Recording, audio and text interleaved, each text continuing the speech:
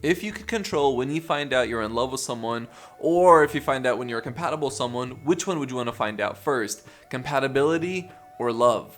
I think most logical people would say compatibility, because if you find out you're compatible with someone first, but you're not in love with them, that's an easier situation to walk away from than if you were to find out you're in love with someone first, but then find out you're not compatible with them. But I'm sure most of y'all are saying love cannot be scheduled. You can't know when you're gonna fall in love with someone. You can't find out. You don't have control or power over that emotion and feeling. There are so many people, especially the youth in our community, that focus on trying to find out if they love someone whenever they are talking to a potential partner. So how do you know when you love someone? What are some things that you need to do?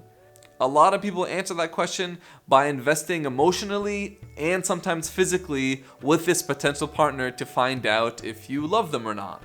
And a lot of people don't like the Islamic approach of not emotionally or physically investing in a potential partner, because they feel that Islam is a little bit bland when it comes to love, or Islam, is not romantic and doesn't really take into consideration someone's feelings towards another person.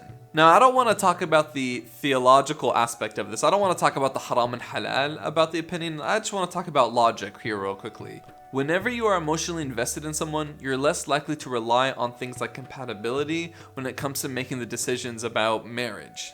Why? Well, for the simple of reason that you have feelings towards them. And this is where a lot of people get hurt, because they fall in love with someone that they are not compatible with. And even worse, sometimes they fall in love with someone that never intended to marry them or actually think about a serious relationship at all.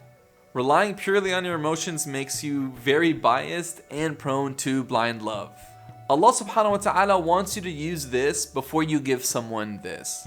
Islam is not a religion that's unromantic or there's not love and emotions in it. Islam is a very romantic religion.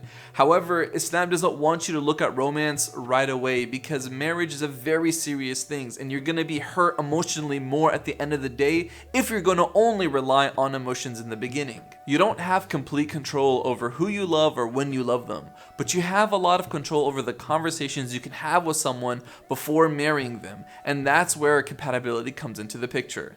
Instead of focusing on love, which you don't really have control over, you can focus on those conversations about compatibility, which you have a lot of control over, and talk about standard of living, culture, family, religiosities. You could talk about locations and love languages with your potential partner. There are millions of things you can talk about. And as you're talking about compatibility, as you're talking about these subjects, you can stop and ask yourself, are you feeling emotion towards this person? Do you have any feelings towards this person? And if you do, great, you can move on to the next step. And if you don't, you have every right to walk away from that conversation.